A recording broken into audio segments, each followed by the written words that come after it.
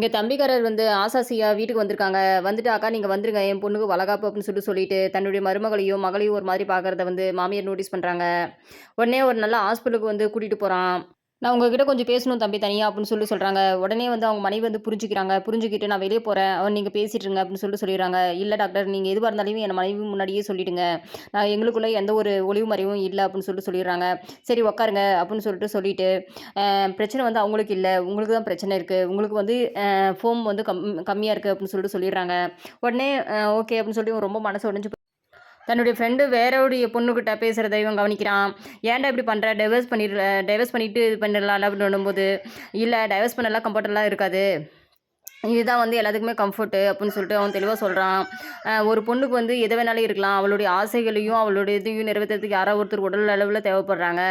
அந்த மாரி இருந்துட்டு போயிடலாம் அப்படின்னு சொல்லிடுறான். உடனே வந்து ஒரு இம்பார்ட்டன்ட்டா இருந்தா என்ன பண்றது அப்படின்னா, அது வந்து இன்னும் பெனிஃபிட்டு.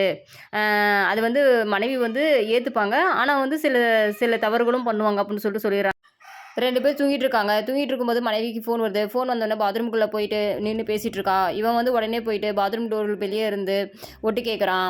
ஒட்டு கேட்டுட்டு அடுத்த நாள் காலையில என்ன பண்றான்னா, "நம்ம 2 பேரும் டைவர்ஸ் பண்ணிக்கலாமா?" அப்படின்னு கேட்குறாங்க. சரி ஓகேங்க" அப்படின்னு ஃபர்ஸ்ட்டு சொல்லிடுறா. அதுக்கப்புறம் வந்து பார்த்தீங்கன்னா, மறுபடியும் அழ ஆரம்பிச்சிட்ட பிறகு வந்து திட்டுறா மறுபடியும். "நீங்க என்ன லூசாங்க?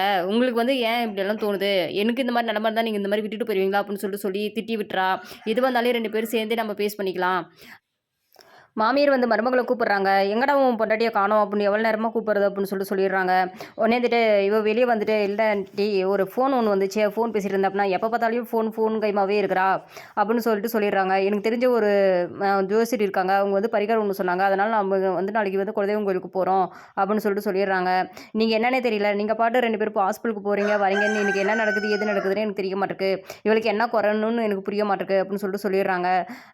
"சரிங்க அத்தை, நாம போயிடலாம் நாளைக்கு." நான் போயிட்டு அங்க கோயிலுக்கு போயிட்டு எல்லா வித பரிகாரமும் மாமியார் சொல்ற மாரி எல்லாமே பண்றாங்க. கடைசியா வந்து பார்த்தீங்கன்னா, மண்சோறும் சாப்பிட்டு முடிச்சுட்டாங்க. அடுத்த பார்ட் வேணும்னா கமெண்ட்